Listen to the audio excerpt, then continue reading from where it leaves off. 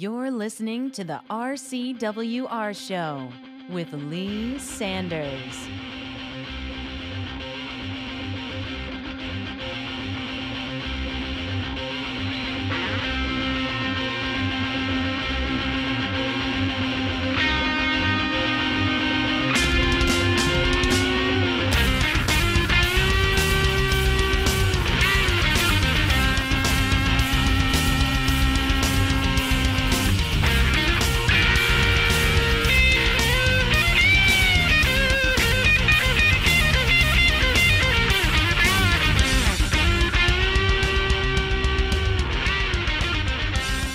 Hey everybody, how's it going? This is the one and only, the Black Avenger, Lee Sanders, and you're listening to a very special edition of the RCWR Show on Sunday, June 24th, 2012, just a couple of minutes past 11:30 p.m., and I just thought I'd sit up and I would do this piece exclusively for the YouTube audience. I know that we had some of our YouTube subscribers looking for our exclusive interview with Vassy, as we were supposed to be uploading that sometime yesterday evening. Well, unfortunately, Vassy had to do some stuff at the very last minute, and she tried to schedule something with us for later on in that day.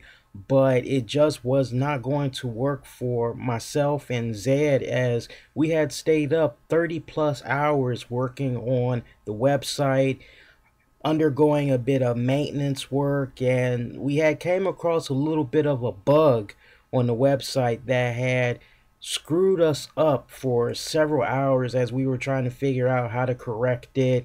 So we really did not get that much sleep. I myself in particular, I actually ended up staying awake for 30 plus hours before finally calling it a night, and I was beginning to lose my voice. So I had to send her an email and let her know that unfortunately I wasn't going to be able to do a sit down interview with her for yesterday. And it was just one of those type of schedules that basically, due to schedule conflicts on both of our ends, we're trying to regroup and see if we could do something later this week. So we'll definitely keep you posted on that. If you're following us on Facebook, Twitter, you'll definitely know when that's going to be coming about. So make sure you follow those feeds respectively and stay up to date on all the latest on special guests, upcoming shows, etc. Now, I didn't want to leave you guys feeling a little bit empty-handed, because again, we did have those that were going to be looking for that piece on YouTube. Well, I said to myself, hey, it is Sunday, and then another good piece of news that had hit me was it's the 5th anniversary of the tragic death of wrestler Chris Benoit, and I sat up and said to myself, well, why not touch on this very sensitive subject at times with you all, the wrestling fans, our YouTube subscribers? So I do hope that you all will enjoy this piece, as that's all we're going to be talking about for the next few minutes. I don't plan on having this be extensively long. I would just thought I would share my thoughts on the matter. I've already written a article piece on it, which you can check out over at infinityOneproductions.com. We also got it on our Facebook page. And if you haven't taken the time to check out our website, I highly recommend that you do, as we are already underway of revamping the site a little bit.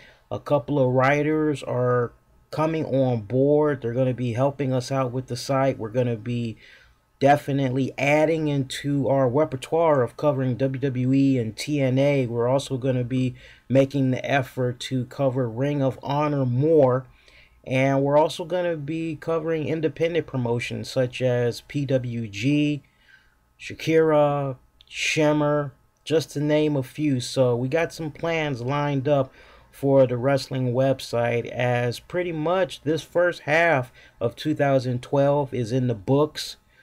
And I'm just thinking about the second half and what I would like to see happen more to the website. So we got really cool things planned for the website, so definitely check it out, as It's really going to be fun. We got a new writer by the name of Joe who's going to be loaning us his writing talents covering Ring of Honor wrestling. So for those of you that are not able to get Ring of Honor wrestling and you didn't catch the show itself, or you just want to read the results, hey, we got your hookup, because check out our site just a few minutes after 11 o'clock or sometime after midnight.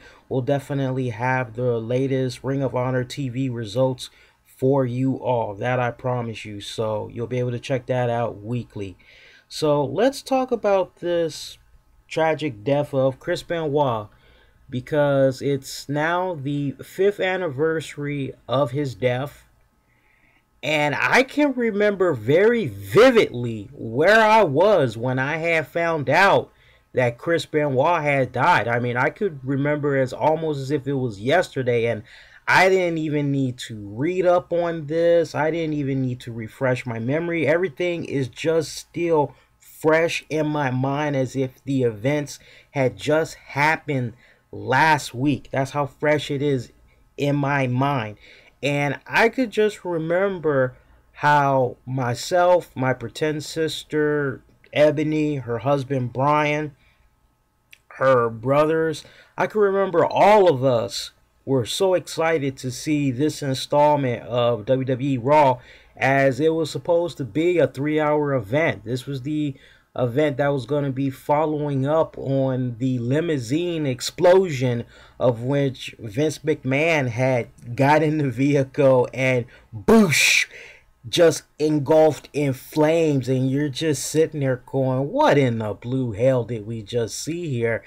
And you got to remember, at the time, WWE, they were still kind of new because they had just returned to the USA Network, and the TV executives, they didn't quite like the programming that they were getting from WWE, and they tried to be a little bit more hands-on on what it was they wanted to see WWE cover. And they actually pointed out to WWE, okay, well, we know that you're trying to go into a PG type of era here, but we would really like it if you guys could touch more on the subjects that made you all so famous back in the day, the first go round that you all were on the USA Network. Bring those storylines back. So this was kind of one of their ways of going back to that old style type of format, with Vince McMahon supposedly dying in a limousine explosion. And I could just remember how me and my friends, we were like, oh man, what the hell did we just see? Oh, we were laughing our asses off, and we were like, okay, we definitely got to see the follow-up to this. We got to watch Raw next week. This is going to be freaking awesome.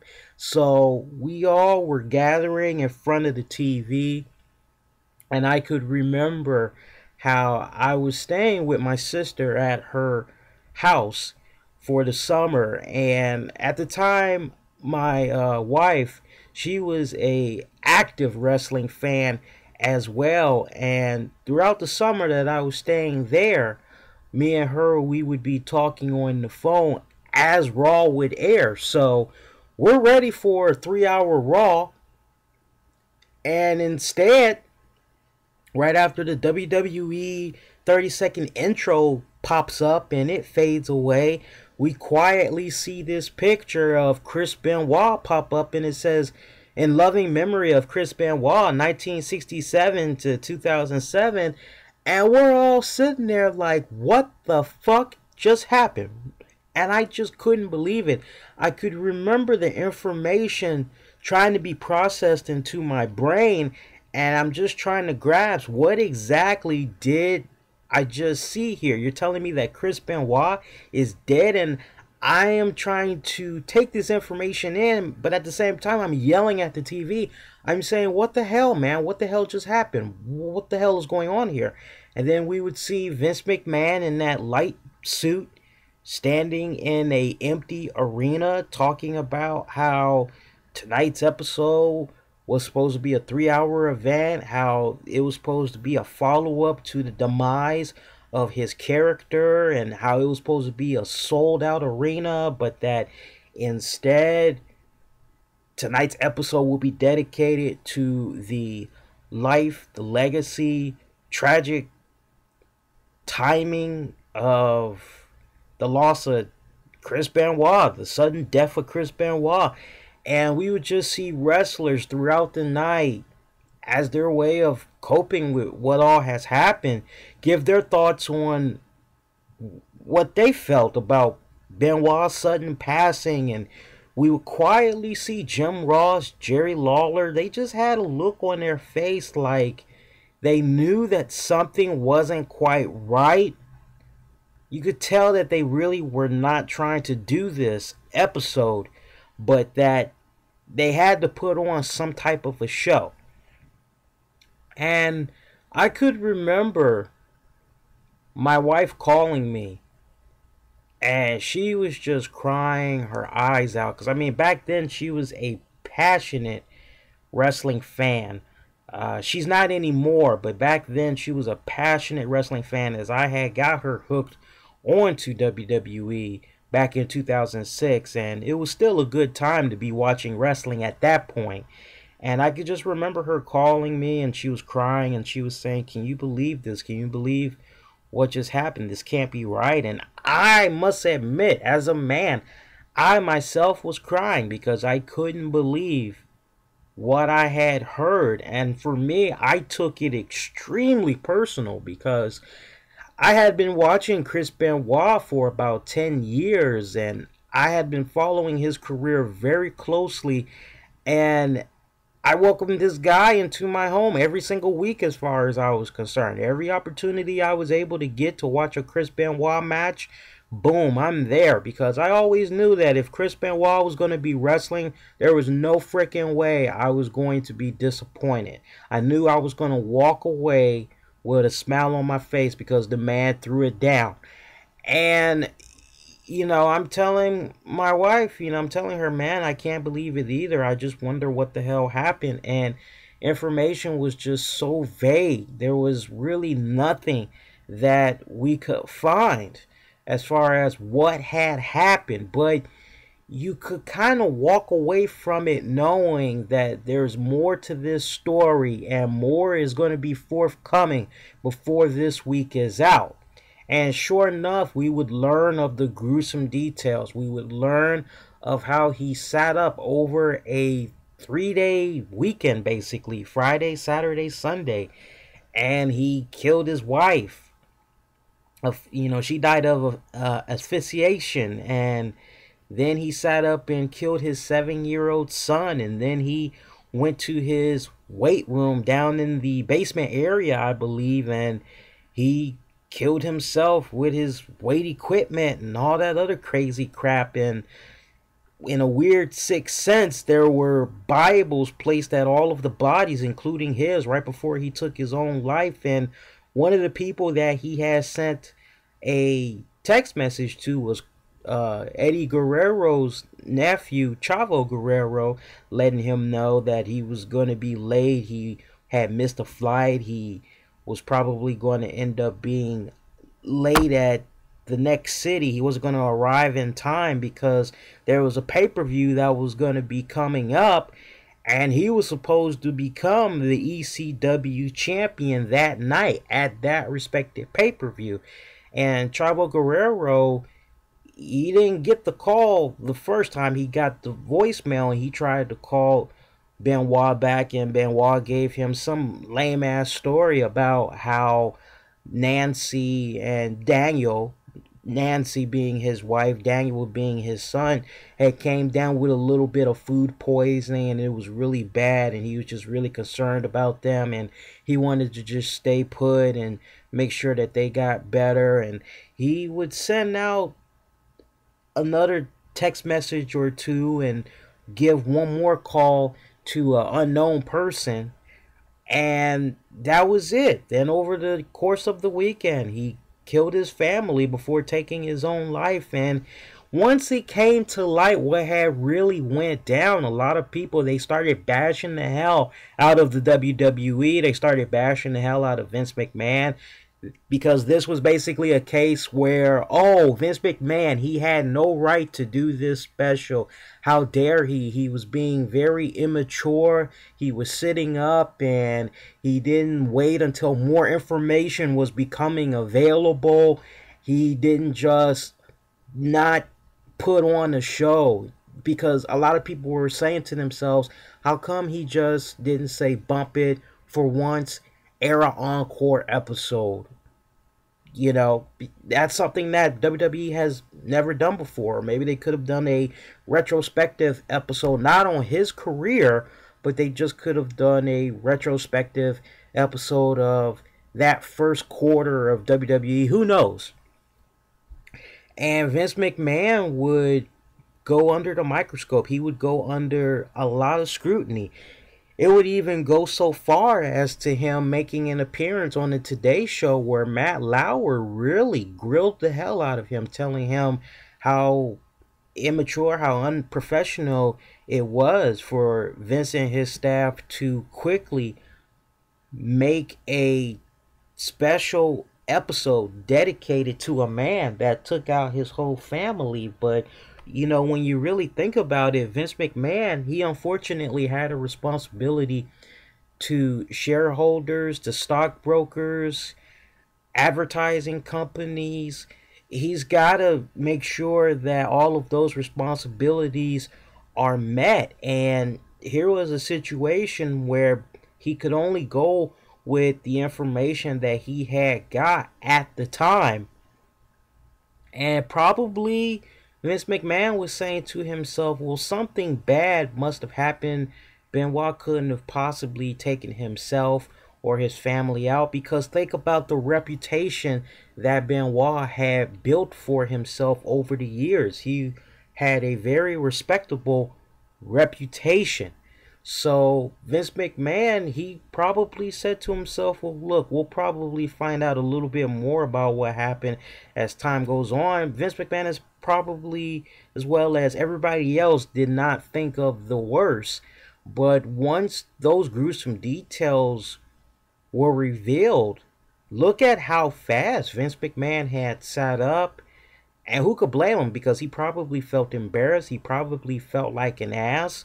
But look at how fast he sat up and turned things around once he found out what actually happened, as Chris Benoit merchandise just quickly gets marked down, no longer sold. They erase him from the history books.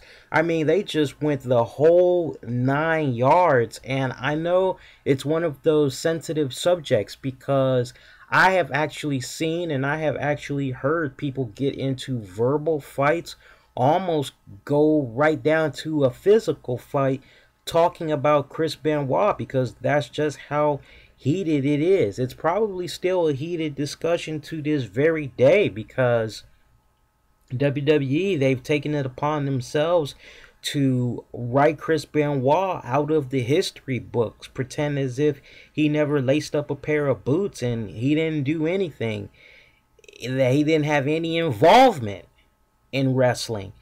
And a lot of people are divided when it comes to that. You have those that'll sit up and say, hey, I strongly believe that everything that Chris Benoit accomplished in wrestling, that it should be recognized, because when it's all said and done, he was a phenomenal wrestler, and that's what people paid to see. They paid to see Benoit the wrestler. They didn't pay to see Benoit the killer, and they just want for Benoit the wrestling legacy to continue. But at the same time, you have that other half of the wrestling fans that will be quick to point out that, yeah, he might have been one of the best technical wrestlers, but look, he sat up and he killed his family. Unfortunately, you can't have one without the other. This is a deal where they both go hand in hand.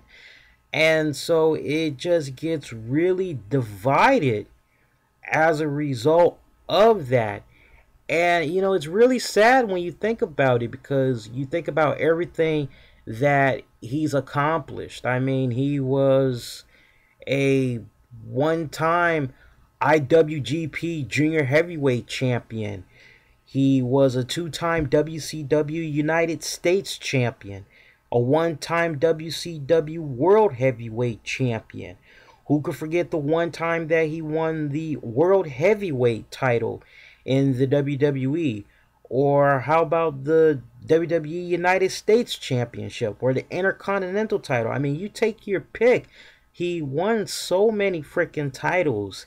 His resume just speaks for itself, but unfortunately it's a resume that is tarnished by the acts that he committed. And so many people have sat up over the years and they have tried to put their own spin on what they believe might have happened to Chris Benoit. You got those that sit up and say, oh, well, Chris Benoit, there's just no way that he could have killed himself and his family. Somebody must have came and offed all three of them.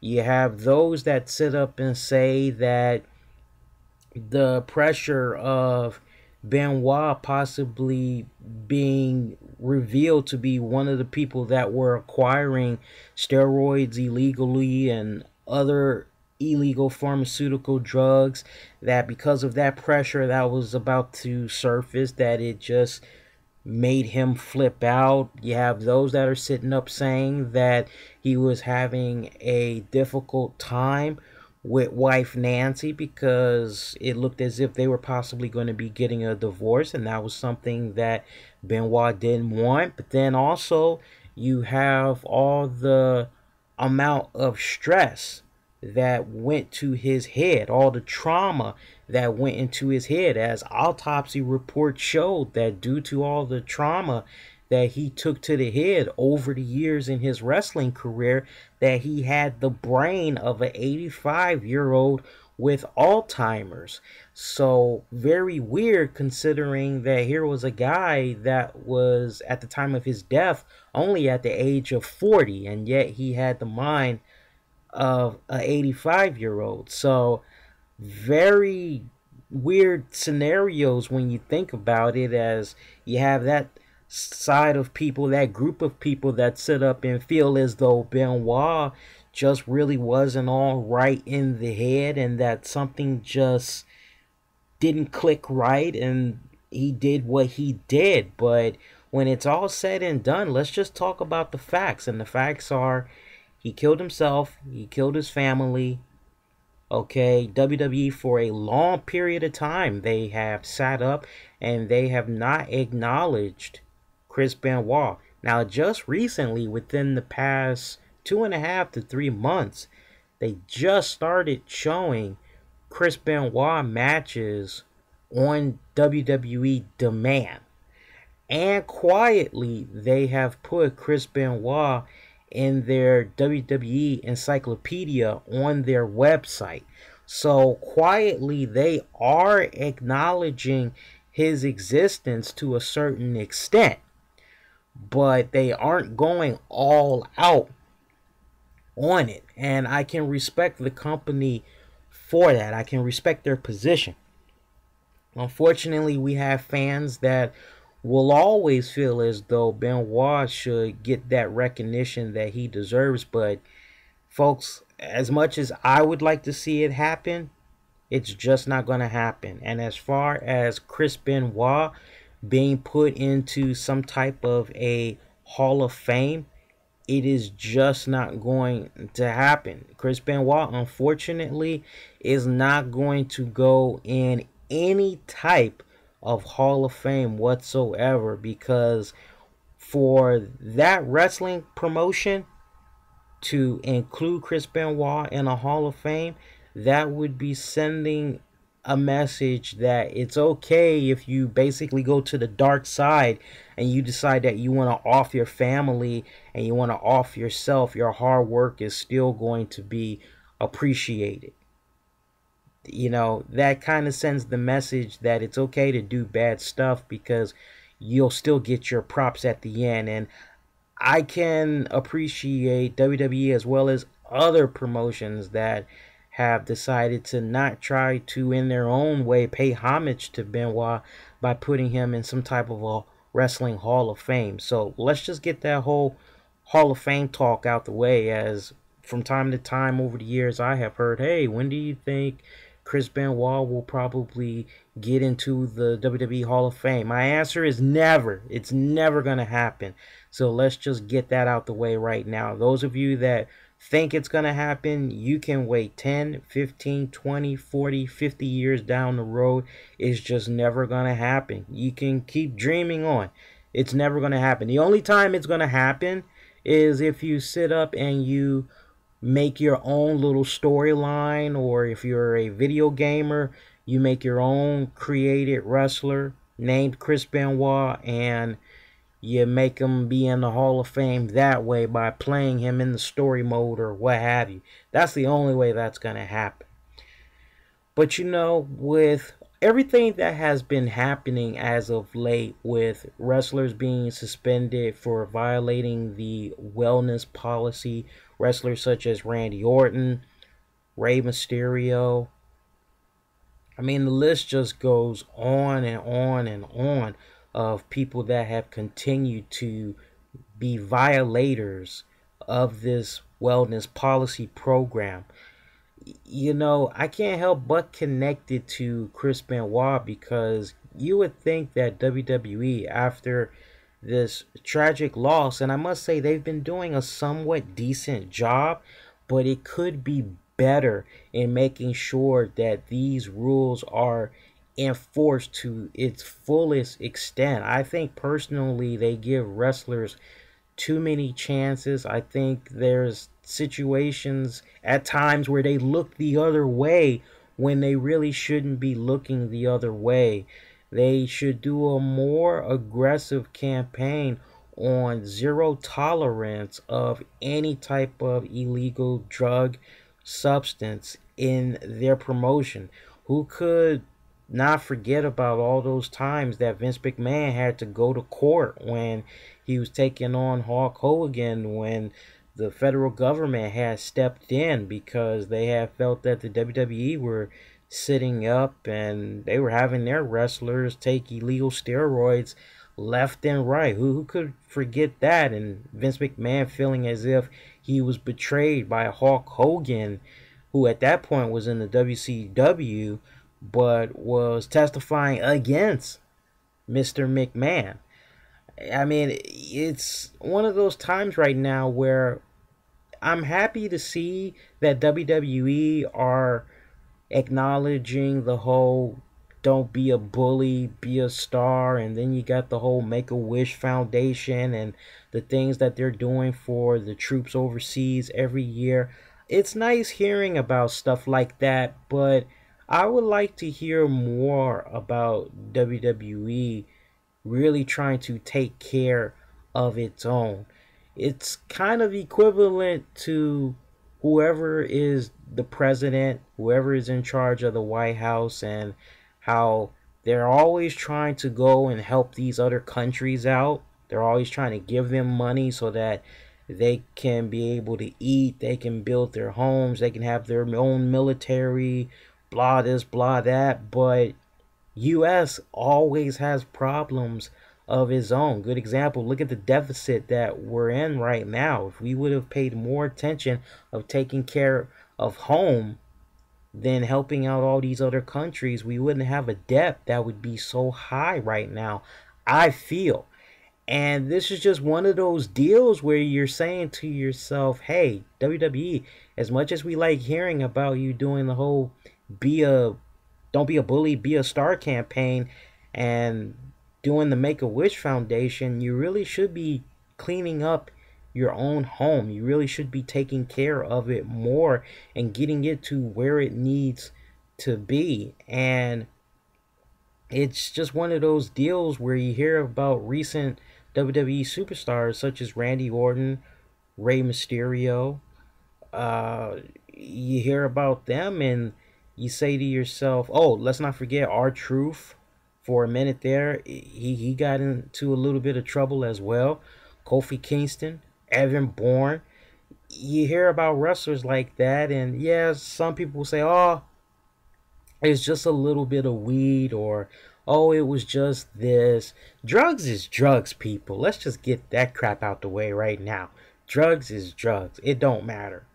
So if WWE is really trying to set an example, especially now that they are in this whole PG era, then they really need to enforce the hell out of it. And honestly, I'll go a step further.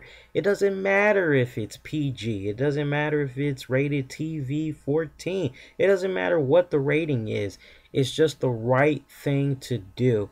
It's not the 1970s, the 60s.